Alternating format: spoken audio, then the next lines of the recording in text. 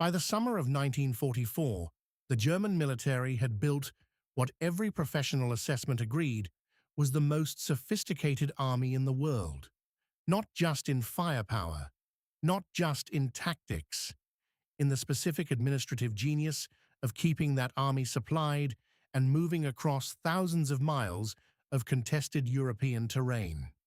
The Blitzkrieg, the lightning war that had rolled over Poland in 1939, crushed France in 6 weeks in 1940, and driven 800 miles into the Soviet Union in the summer of 1941, was not primarily a story of tanks. Every military historian who has studied it in the decades since arrives at the same conclusion. The Blitzkrieg was a story of logistics, of fuel arriving exactly when and where it was needed, of ammunition reaching the front before the guns ran dry, of the specific administrative genius of moving an army at speeds that its enemies could not respond to because they were still thinking in terms of the war's previous pace. The Wehrmacht had studied logistics for decades. Its supply system was the product of institutional knowledge built across 2 world wars and refined in the peacetime years between them. German staff officers who planned supply operations were among the most technically proficient military administrators in the world. And yet by 1944, the German army was moving the majority of its supplies with 2.8 million horses, not because it preferred horses, because it did not have enough trucks. Germany's industrial production, impressive in absolute terms, but insufficient for a war fought simultaneously on fronts stretching from Norway to North Africa to the Soviet Union, had never been able to produce motor vehicles in the quantities that modern mechanized warfare required. The Wehrmacht, that had seemed so unstoppable in 1940, was, at its logistical core, an army that ran on animal power. It moved at the speed of horses. It consumed hay as much as gasoline. Its supply columns, stretching back from the front lines through the occupied territories to the German heartland, were vulnerable to exactly the kind of air attack that Allied tactical aviation had been perfecting since Normandy. The Americans had a different approach. The Americans had trucks. More trucks than any army in the history of warfare had ever assembled in one theater of operations. Trucks produced by factories that had been making automobiles for civilian consumers since the beginning of the century. Factories in Detroit and Cleveland and Flint, whose production capacity the German military-industrial complex could not approach, whose output filled the Atlantic convoys that German submarines could not sink fast enough to matter. No other army during the Second World War had as many trucks as the Americans. The United States supplied hundreds of thousands of trucks to Allied armies, more than 395,000 to the Red Army alone. It was the truck, as much as the tank, that made the American Army the premier mechanized force in the world during the Second World War. And the Germans, who had studied American military capabilities extensively before the war, had made one assessment of those trucks that would prove to be the most expensive miscalculation of the entire Western Front campaign. They called them easy targets. They were wrong about the trucks. They were catastrophically wrong about who was driving them. To understand the Red Ball Express, you need to understand what the United States Army believed about black soldiers in 1944. It believed they could not fight. This was not a peripheral opinion held by a few prejudiced officers.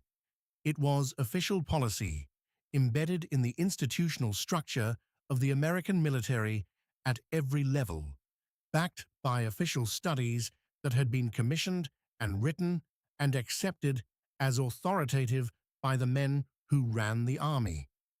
The studies concluded that black soldiers were suited for support roles, for labor, for the tasks that an army requires but that do not involve direct combat, loading ships, building roads, cooking food, driving trucks. Black soldiers who enlisted or were drafted into the army in the Second World War were systematically assigned to service and support units. Quartermaster companies, engineering battalions, transportation corps. They were not, by the official doctrine of the United States Army in 1944, considered suitable for frontline combat. Think about what this means in human terms. Young men from Mississippi and Georgia, from Chicago and Detroit, from the farms and the factories and the neighborhoods of an America that had been telling them since birth that there were things they could not do and places they could not go. These men had enlisted to fight. Some of them had enlisted specifically because they understood, with a clarity that the official army doctrine did not share, that what they did in this war would matter for what came after it, that if black men fought and bled and died for their country, the country would have to reckon with what it had been denying them. The army gave them trucks. Ernest Myers was one of those men. He was assigned to the 3,214th Quartermaster Service Company, a support unit, a truck unit, exactly the kind of assignment that the Army's institutional doctrine said was appropriate for a black soldier. He had not come to France to drive a truck. He had come because the war had come, and because men of his generation did not have the option of deciding that the war was someone else's problem. He drove the truck he was given. What nobody in the Army's institutional structure had fully calculated was what happened when you gave men who had been told their whole lives that they could not fight, that they were not capable of the courage and endurance that combat required, and put them behind the wheel of a truck in a war zone. You found out very quickly that the assessment was wrong. But before we talk about what those drivers did, you need to understand what they were driving through. The summer of 1944 in France was not a peaceful countryside. It was an active war zone in which the front lines were moving so fast that the rear areas, where the supply convoys operated, were not reliably secure. German units that had been bypassed or cut off by the speed of the Allied advance still operated in the French countryside. Luftwaffe aircraft that had been largely driven from the daytime skies over the front lines could still find and attack targets in the supply areas. The roads themselves, the secondary roads of a France that had been under occupation for 4 years, damaged by bombing and tracked vehicles and the accumulated weight of military traffic, were hazardous in ways that went beyond the tactical threat. The specific vehicle of the Red Ball Express was the GMC CCW 2.5-ton cargo truck. The men who drove it called it the Jimmy. It was not glamorous. It was not powerful. Its maximum speed was approximately 45 miles per hour on a good road, and there were not many good roads in the France of August 1944. What it was reliable. In the specific way that American industrial production had learned to build reliability into mass-produced consumer goods, the reliability of a vehicle that could be maintained by mechanics who had not spent years in specialized training, that could be repaired with parts that were actually available in the field, that would keep running under conditions that would have defeated a more sophisticated machine. The Jimmy was exactly the truck that the Red Ball Express needed. What made the Red Ball Express work was not the truck. It was the men driving it. The Red Ball Express launched on August 25, 1944. The trigger was Patton. General George Patton's Third Army had broken out of Normandy in late July and was racing across France at a speed that the German military had not anticipated and could not counter. In less than a month, Patton's armor had covered more ground than the planners had projected it would cover in 3 months. The liberation of France was happening faster than the Allied logistical system had been designed to support. The problem was simple and catastrophic. Patton's tanks ran on gasoline. A Sherman tank consumed approximately 1 gallon of fuel per mile in combat conditions. Patton had hundreds of Shermans. He had artillery that consumed ammunition at rates that staggered the supply officers trying to keep up with him. He had hundreds of thousands of men who needed food and medical supplies and replacement equipment. And the supply line ran from the Normandy beaches, where the Allied logistics system was still based, to wherever Patton happened to be on any given day, a distance that was growing by dozens of miles every 24 hours. The French railway system had been destroyed by Allied bombing before D-Day to prevent German reinforcement of the Normandy defenses. That bombing had worked strategically.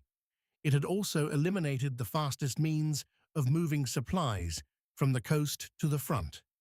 The Allies were left with roads and trucks.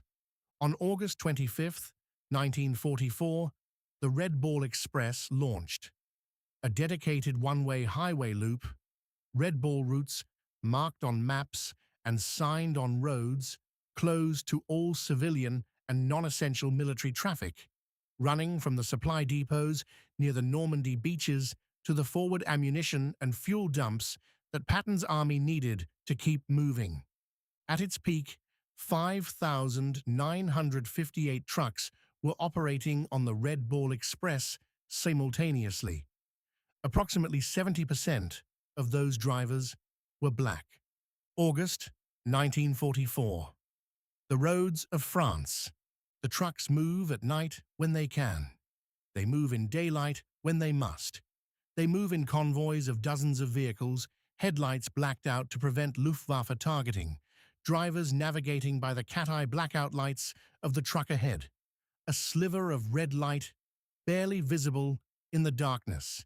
The only reference point in a blacked-out landscape, moving at 30 miles an hour on unfamiliar roads. The drivers are not sleeping. The operational requirement of the Red Ball Express is continuous movement. Patton's army does not stop because it is nighttime. Patton's army does not stop because the drivers are tired. Patton's army stops when it runs out of fuel and ammunition, and the job of the Red Ball Express is to make sure that never happens.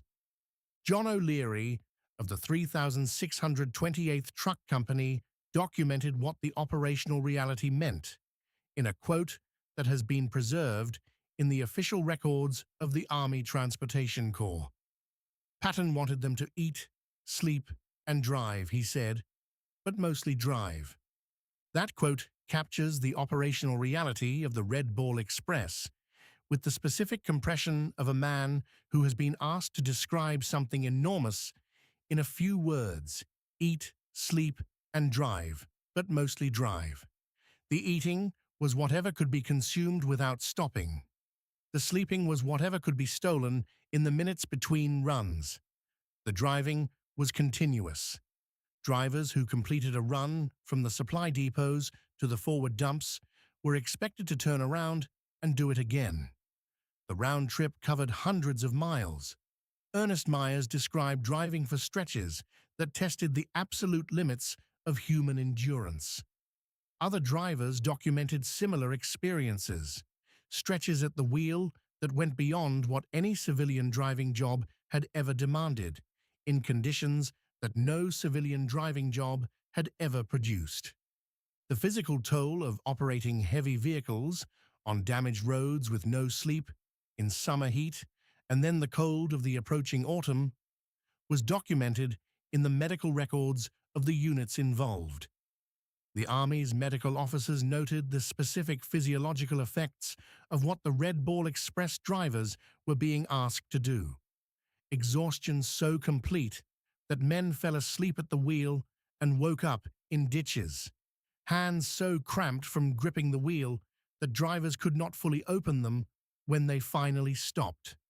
Eyes so strained from staring at the cat-eye lights of the truck ahead through hours of darkness that the light sensitivity lasted for days.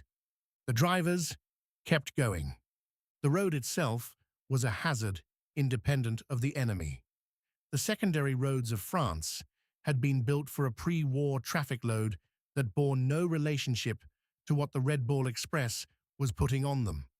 The weight of thousands of fully loaded 2.5-ton trucks moving continuously for weeks broke road surfaces that had not been designed to bear that weight. Axles went into potholes that had been invisible in the darkness. Tires blew on debris from the bombing and fighting that had preceded the convoys through this countryside. The German threat was real and persistent. The Luftwaffe attacked when it found targets. By the summer of 1944, German air power over Western France was a fraction of what it had been in 1940. The Allied air superiority campaign had seen to that, but it had not been eliminated. German aircraft that found Red Bull convoys in daylight made strafing runs that killed drivers and destroyed trucks and scattered convoys across the French countryside. The response of the Red Ball Express drivers to Luftwaffe attacks is documented in multiple accounts. They did what soldiers do when aircraft attack ground targets. They left their vehicles and found cover in the ditches alongside the road. They waited for the aircraft to pass.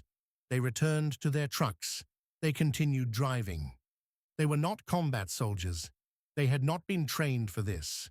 They had been told by the institutional apparatus of the United States Army that they were not suited for combat. They drove through Luftwaffe strafing runs anyway.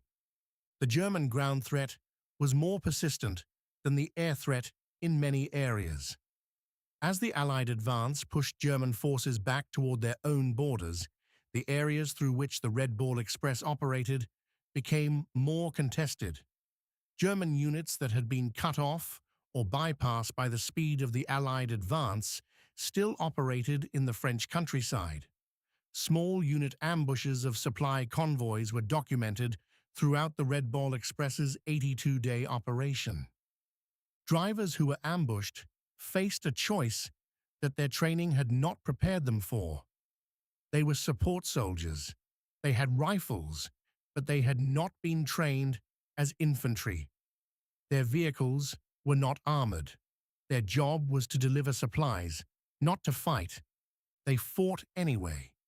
The documented accounts of ambush responses by Red Ball Express drivers describe men who returned fire from their trucks, who used their vehicles to push through ambush positions rather than stop, who refused to abandon their cargo even under direct fire because they understood, with the specific understanding that comes from being close enough to the front to see what happens when the supplies stop arriving, that the men in those forward positions needed what was on those trucks.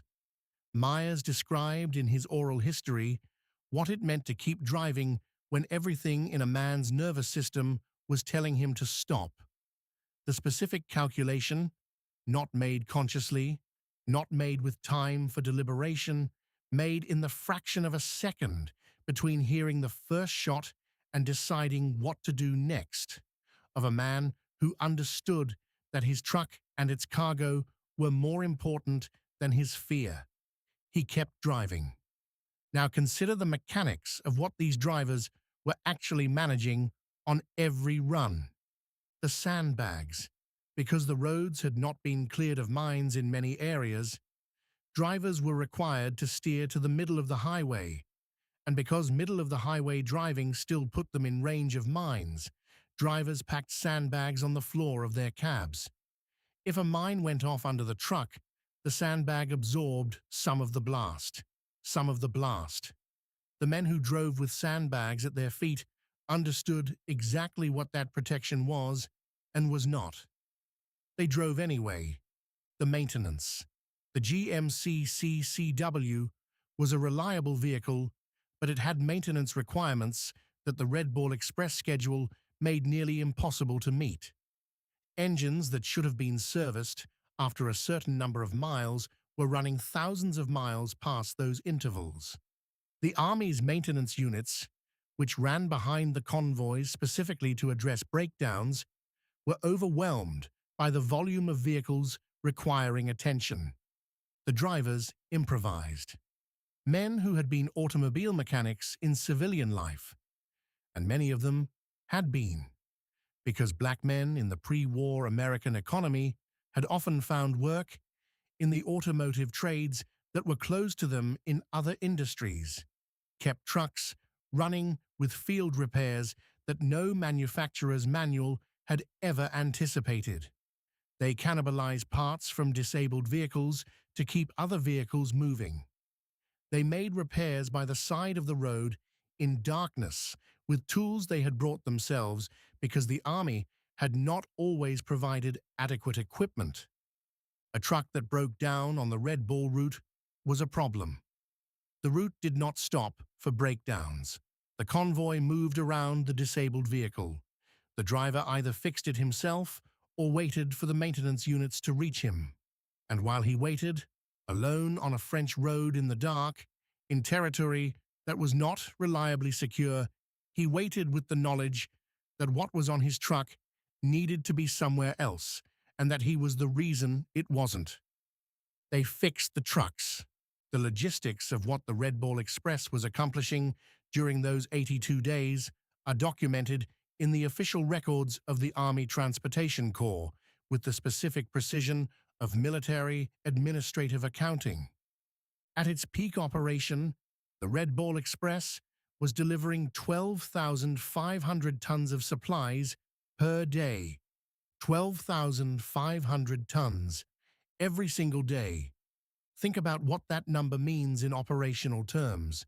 12,500 tons of gasoline, ammunition, food, medical supplies, and replacement equipment arriving at the forward dumps every single day, keeping an army that was advancing faster than any American military force in history supplied well enough to keep advancing. Patton's Third Army consumed approximately 400,000 gallons of fuel per day during the August-September offensive. Without the Red Ball Express, that fuel does not arrive. Without that fuel, Patton's tanks stop. Without Patton's tanks moving, the German army has time to reorganize, to establish defensive lines, to do what it had shown repeatedly it could do when given time. Turn an Allied advance into a bloody attritional struggle that would cost months and tens of thousands of lives. The Red Ball Express did not give the German army that time.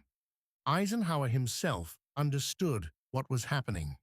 He described it in a post-war account that has been quoted in the official histories of the campaign. His spearheads were moving swiftly, he wrote. The supply service had to catch them with loaded trucks. Every mile doubled the difficulty because the supply truck always had to make a two-way run to the beaches and back in order to deliver another load to the marching troops. He was describing the Red Ball Express. He was describing Ernest Myers and the men of the 3,214th Quartermaster Service Company and the 5,958 other trucks and drivers who were making that two-way run day after day for 82 days. The German military observers who tracked the Allied advance through the summer of 1944 documented their assessment of what was happening. The speed of the American logistics, the ability to keep a force the size of Patton's Third Army supplied while it was moving at speeds that German planning had not anticipated, was identified in German after-action reports as a factor that had not been adequately accounted for in their operational planning. They had called the trucks easy targets. What they had not accounted for was the specific quality of the men driving them. Most people will never hear this story.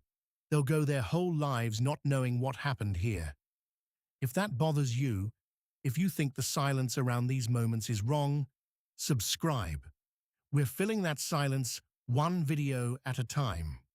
The army that had told these men they could not fight was watching them do something that required more sustained courage than most combat soldiers were ever asked to demonstrate. Combat soldiers fight in intense bursts. They advance, they hold, they withdraw. The psychological demand is enormous, but it is concentrated.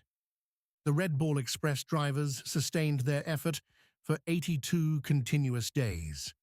Not 82 days of fighting, 82 days of driving toward the front with full loads, turning around, driving back, loading again, and doing it again. In darkness, in Luftwaffe attacks, through ambushes, on roads that were destroying their vehicles, without adequate sleep, without adequate maintenance, without adequate recognition of what they were doing and what it was costing them. The Army's definition of what a soldier was had not prepared anyone for this. By the time the Red Ball Express shut down in November 1944, when the captured port of Antwerp could be opened to replace it as the primary supply route, the drivers had delivered 412,000 tons of supplies.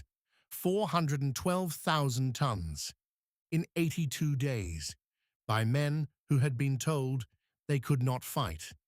What the Red Ball Express accomplished in the summer and fall of 1944 did not immediately appear in the official histories of the Western Front campaign in the way that tank battles and infantry assaults appeared. It appeared in the operational records of the units it supplied.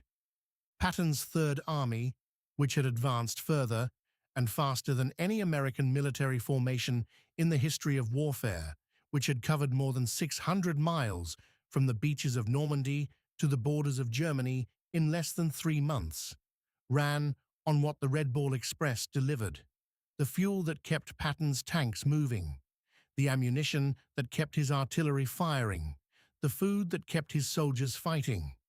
When the fuel ran out in September 1944, when the Allied logistical system was stretched beyond what even the Red Ball Express could bridge, when Eisenhower's broad front strategy and the decision to prioritize Montgomery's Market Garden operation over Patton's drive toward the Saar diverted supplies away from the Third Army, Patton's advance ground to a halt. The halt lasted weeks. It cost momentum that Patton believed, with the conviction of a man who had been watching the German army collapse in front of him, represented a strategic opportunity that was never recovered.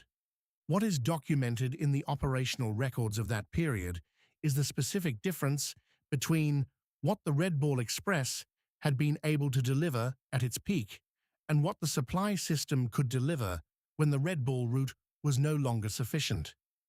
The gap between those two numbers is the operational expression of what 5,958 trucks, driven by men who had been told they were not soldiers, had been providing. The German commanders, whose advance had been stopped by what those trucks delivered, knew exactly what the Red Ball Express had cost them. General Lieutenant Fritz Bayerlein, who commanded the Panzer Division during the summer 1944 campaign and who wrote extensively about the Western Front in his post-war memoirs, described the American logistics capacity with the flat despair of a professional soldier who has been beaten by something he cannot match. The Americans replaced everything they lost faster than German forces could destroy it. The trucks kept coming. The supplies kept arriving. The operational tempo that German doctrine had been designed to disrupt could not be disrupted because the logistics supporting it were operating at a scale and speed that German planning had not considered possible. The Red Ball Express was the reason. The institutional response of the United States Army to what the black soldiers of the Red Ball Express had demonstrated was slow and incomplete. The official recognition that came, the post-war acknowledgments, the historical records that documented what had been accomplished, arrived decades after the men who had done it had come home and resumed the civilian lives that the war had interrupted.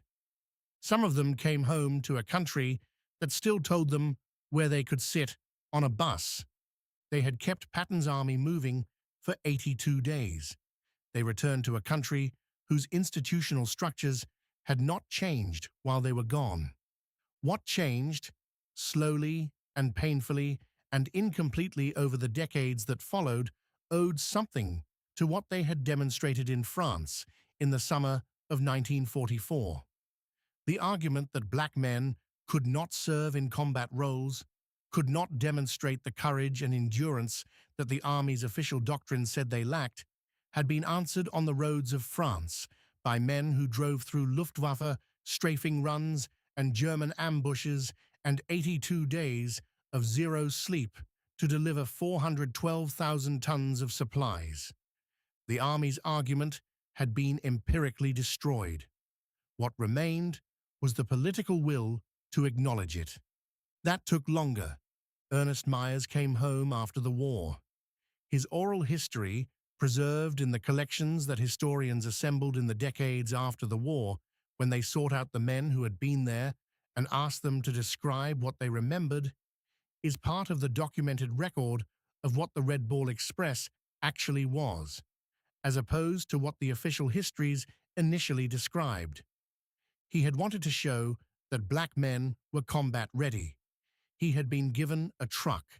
He had driven that truck through 82 days of continuous operation in a war zone, through everything that France in the summer and fall of 1944 could produce in the way of danger and exhaustion and the specific grinding demand of work that never stops. He had delivered his share of 412,000 tons of supplies. He had kept Patton's army moving. The army that had told him he could not fight had discovered, in the specific crucible of the summer 1944 campaign in France, what kind of man it had been underestimating. Corporal Charles H. Johnson of the 783rd Military Police Battalion was photographed on September 5, 1944, near Alençon, France, waving on a Red Ball Express convoy. His image, preserved in the National Archives public domain, reproduced in the decades since in every serious historical account of the Red Ball Express, captures the specific moment of the operation with the flat truth of a photograph taken in a war zone by someone who was there. He is waving on trucks. The trucks are moving. They are going toward the front. They will deliver what they are carrying, turn around, and come back for more. That is the Red Ball Express in one image. The GMC CCKW trucks, the Jimmies, that carried 412,000 tons of supplies across the roads of France in 82 days, are in military museums. The Red Ball Express routes are marked on historical maps of the Western Front campaign. The operational records of what was delivered and when are in the National Archives in College Park, Maryland. The men who drove those trucks are gone now. The youngest of them would be over 100 years old. What they remembered and what they carried home from France traveled with them through the rest of their lives. What is not gone is the record, the operational records, the oral histories, the documented accounts of what those men drove through and kept driving through because they understood that what was on their trucks was keeping people alive. Germany had 2.8 million horses moving its supplies. America had 5,958 trucks, and the men driving those trucks were the men the army had said could not fight. The army was right that those men could not fight. What those men did was harder than fighting. They drove. Every like on this video is a reason to make the next one. If this story was worth your time, that button is worth your click. We'll be back with another story that history forgot to tell properly. Subscribe so you don't miss it. There's no algorithm that finds these for you. You have to choose them. Where are you watching from? Comment your city or country below. If you've got a forgotten story from your corner of the world that deserves this treatment, drop it. We read everything. Thank you for returning Ernest Myers and the 23,000 drivers of the Red Ball Express to the place they always deserved, in the memory of the people they kept alive.